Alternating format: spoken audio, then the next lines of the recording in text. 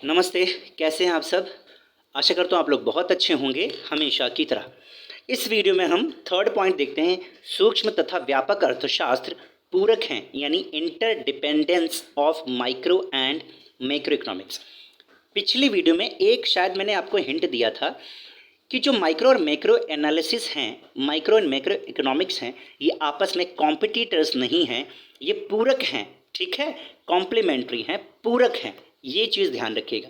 तो चलिए देखते हैं। सबसे पहला, सूक्ष्म तथा व्यापक अर्थशास्त्र आर्थिक विश्लेषण के दो अलग अलग तरीके हैं। ये कहने का मतलब है, कोई भी आर्थिक समस्या होती है तो उसको सूक्ष्म समझा सकता है या फिर व्यापक समझा सकता है। समझाने से मतलब सूक्ष्म अर्थशास्त्र उसको सॉल्व कर सकता है या फिर व्यापक अर्थशास्त्र वो हम देखते हैं, उसी के हिसाब से हम उसको सुलझा लेते हैं। इसका मतलब ये हुआ, ये दोनों आपस में प्रतियोगी न हो करके एक दूसरे के पूरक हैं।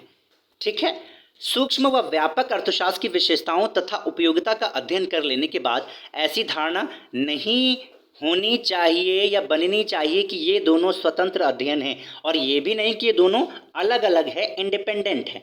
ये दोनों कॉम्प्लीमेंट्री हैं। ध्यान रखिएगा, ये आपस में कॉम्पिटिटर्स भी नहीं है और इंडिपेंडेंट भी नहीं है, एक दूसरे से अलग नहीं है, स्वतंत्र नहीं है कि सूक्ष्म का अलग अध्ययन करो जाके, उसका अलग करो जाके, इससे अलग परिणाम आएंगे, उससे अलग परिणाम आएंगे, ऐसा नहीं है। दोनों को साथ में अध्ययन करना है। ये दूसरे एक दूसरे के इंटरडिपेंडेंस हैं, एक दूसरे के पूरक हैं। अब हम समझते हैं, कुछ पॉइंट्स तो देना पड़ेगा भाई समझाने के लिए। सबसे पहले, व्यापक अर्थशास्त्र में सूक्ष्म अर्थशास्त्र की आवश्यकता। इसका मतलब यह है कि जो मैक्रो इकोनॉमिक्स होता है उसका अध्ययन करते समय हमें माइक्रो इकोनॉमिक्स की जरूरत पड़ती है। ठीक है, उसके बाद इसका उल्टा देखेंगे, सूक्ष्म अर्थशास्त्र में व्यापक अर्थशास्त्र की आवश्यकता है ना। तो सबसे पहला पॉइंट क्या है इसका, इस वाले का, व्यापक अर्थशास्त्र में सूक्ष्म अर्थशास्त्र की आवश्यकता। सबसे पहला, संपूर्ण अर्थव्यवस्था को समझने से पहले व्यक्तिगत इकाइयों को समझना जरूरी होता है। ये मैंने आपको बताया था कि एक बार मैंने आपको एग्जाम्पल दिया था कि 1,000 रुपया जो रुपया बना है ना, उसमें वो एक एक रुपए से बना है, वो डायरेक्ट 1,000 नहीं बन गया है।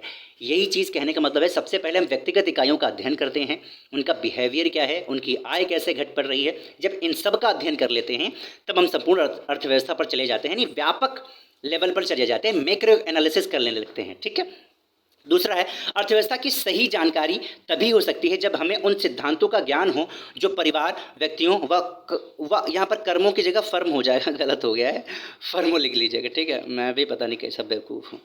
फर्मों फर्मों के व्यवहार कर्मों के व्यवहार, अगर ऐसे पढ़ोगे ना, कर्मों के व्यवहार पर प्रभाव डालते हैं, फर्मों के व्यवहार पर प्रभाव डालते हैं। इसका कहने का मतलब ये है कि कोई भी सिद्धांत है, ठीक है, वो किसी भी अर्थव्यवस्था की जानकारी तब तक सही नहीं हो, जानकारी नहीं मिल सकती है जब वो सिद्धांत का ज्ञान, क्या ज्ञान ना हो कि उस सिद्धांत का प्रभाव एक परिवार पर, एक व्यक्ति पर, एक व्यक्ति की जो आय है उस पर, एक व्यक्ति का जो कंजम्पशन है उस पर क्या पड़ रहा है। अगर यही नहीं मालूम होगा तो व्यापक लेवल पर आप एनालिसिस नहीं कर सकते हैं।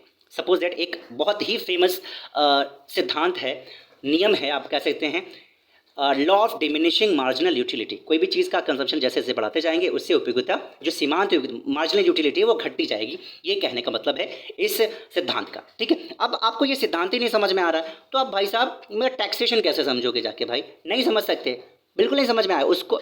आप बड़े होकर के, मतलब आप बड़े लेवल पर फिर इन्फ्लेशन कैसे समझोगे, या फिर कोई कैसे कंजम्पशन कर रहा है। कोई आपसे पूछेगा कि ये मार्केट, कोई कंपनी में मान लीजिए आप गए, ठीक है, वो पूछ रहा है कि मेरा एक प्रोडक्ट है, वो पता नहीं चल क्यों नहीं रहा, आप मुझे बताइए। तो आप बताएंगे एनालिसिस करके, law of diminishing marginal utility करके, या और भी कारण कि भाई साहब ये कारण है। पहला, लोगों को आपका प्रोडक्ट पसंद नहीं आ रहा। दूसरा, पसंद अगर आ भी रहा है तो वो उनके पास आय नहीं है, आप खरीद नहीं पा रहे। ये सारे रीज़न आप उनके पास रखेंगे तभी निष्कर्ष पर पहुंचेंगे। तो इन सबका जो ये जो सिद्धांत होते हैं उनको समझना जरूरी होता है। उनका परिवार पर इफेक्ट क्या पड़ रहा है, प्रभाव क्या पड़ रहा है, व्यक्तियों पर, फर्मों पर क्या पड़ रहा है, ये सारी चीज़ें देखते हैं।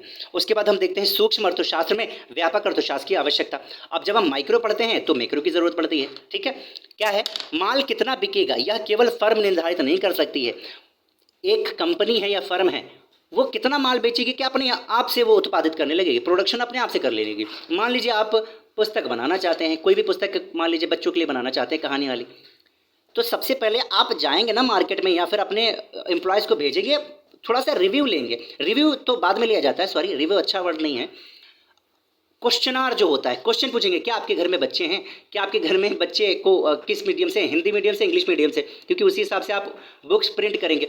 फिर पूछेंगे क्या आपके बच्चों को या आपके परिवार को स्टोरीज बुक वगैरह पढ़ना अच्छा लगता है। तो मान लीजिए 100 परिवार में गए, हम छोटा सा एग्जाम्पल ले रहे हैं, ऐसे तो लाखों होते हैं। 100 पे गए और आपको दिखा 25 लोगों को पसंद आई वो चीज़, और ये भी आपने देखा कॉम्पिटिटर आपका है नहीं, तो आपने क्या किया, प्रिंट करना शुरू कर दिया और वही बुक्स फिर सप्लाई करना शुरू कर दिया, उनके पास पहुंच गई, वो खरीदने लगे। तो अपने हिसाब से आपने प्रोडक्शन नहीं किया है, सबसे पहले आपने देखा जनता की मांग क्या है, ठीक है। तो यही चीज़ है। और एक मुझे कॉन्सेप्ट याद आ रहा है, जापान में चलता है इकिगाई, जो आपको आता है, जो आपको भाता है, ठीक है, और जो बाज़ार चाहता है, जब ये तीनों चीज़ें मिल जाती हैं तो पैसा बहुत आता है। यही चीज़ कह रहा, उससे ज़िंदगी आपकी बहुत सफल हो जाती है। जापानी लोग ऐसा करते भी, ये टेक्निक यूज़ करते हैं, बहुत सारे लोगों का कहना है। और एक पुस्तक आई थी, उसका नाम मैं नहीं जानता, लेकिन उसमें इकिगाई का कॉन्सेप्ट आया था कि जापान वाले लोग करते क्या हैं, जब तक धीरे धीरे जब बड़े हो जाते हैं ना, बड़े होते जाते हैं, जब 11वीं 12वीं 13वीं कक्षा में आते हैं तो उनके पेरेंट्स भी मदद करते हैं, दोस्त भी मदद करते हैं, और वो भी सोचते हैं। तो 2 से 3 या कह सकते हैं 3 से 4 वो स्किल ऐसी ढूंढते हैं कि उनमें मतलब फ्यूचर क्या है, उनको पसंद है कि नहीं है, लोग चाहते हैं कि नहीं है, ये सारी चीज़ें देखते हैं। उनको भी पसंद हो, फ्यूचर भी देखना है, और लोग उसको डिमांड में लाएंगे नहीं, यूज़ में लाएंगे या नहीं लाएंगे, ये चीज़ भी अगर आप क्लियर कर लेते हैं ना, उसी स्किल पे वो लोग काम करते हैं, केवल 1 से 2 स्किल पर, और इसीलिए उनकी ज़िंदगी अच्छी कट जाती है, क्योंकि स्किलफुल रहते हैं। एक भाई आपके पास अगर 1 या 2 भी स्किल है ना, इवन 1 भी है ना, आप हर जगह पूछे जाएंगे। लेकिन ऐसी स्किल नहीं कि मार करने में आगे हूँ मैं, हालांकि मार धार करने में, लड़ाई झगड़ा करने में आगे हूँ, इसमें भी बड़ा फ्यूचर होता है, ठीक है। आप जानते हो आजकल कैसी वीडियो चल रही है ना, मारने को तेरे देरे नाल दी, कुछ करके ऐसा ना, मारने की बात करे तेरे नाल यार दी, है ना। तो ऐसी वीडियोस बड़ी चलती हैं, इसमें फ्यूचर है, आप अपने आप से देखिएगा किस फील्ड में जाना है। यहाँ पर देखते हैं तो यही चीज़ है, फर्म का निर्धारण जो है ना, वो खुद फर्म जो है उत्पादन के निर्धारण खुद नहीं करेगा, मार्केट में जाके उतरेगा या अपने कर्मचारियों को भेजेगा, उसके बाद करेगा। मेरी वीडियोस लंबी होती हैं, लेकिन भैया इसको भले डबल स्पीड में देख लो अगर आप सुन पाते हो, वैसे भी डबल स्पीड करोगे तो 4 गुना हो जाएगी, क्योंकि मैं जल्दी बोलता हूँ थोड़ा, तो उसको 1.25 या फिर 150 पे सुन लिया करो, वीडियो थोड़ी सी लंबी होती है, इसके लिए सॉरी।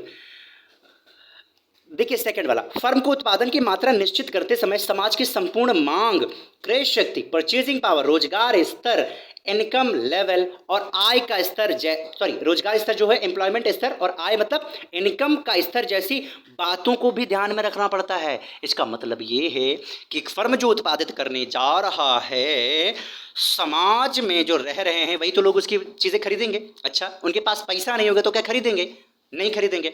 उनके पास रोजगार नहीं होगा तो क्या खरीदेंगे, नहीं खरीदेंगे। उसके पास परचेजिंग पावर, क्रय शक्ति नहीं, मतलब पैसा ही नहीं है तो क्या खरीदेंगे, नहीं खरीदेंगे।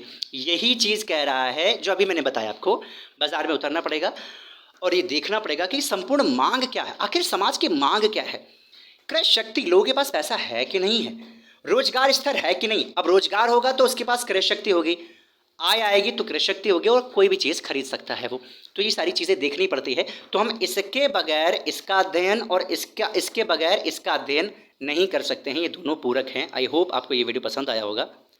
अगली वीडियो में हम पर चर्चा करेंगे माइक्रो और मैक्रो इकोनॉमिक्स में जो डिफरेंस है, अच्छे से इन डिटेल में एनालिसिस करेंगे। मिलते हैं अगली वीडियो में, बाय बाय।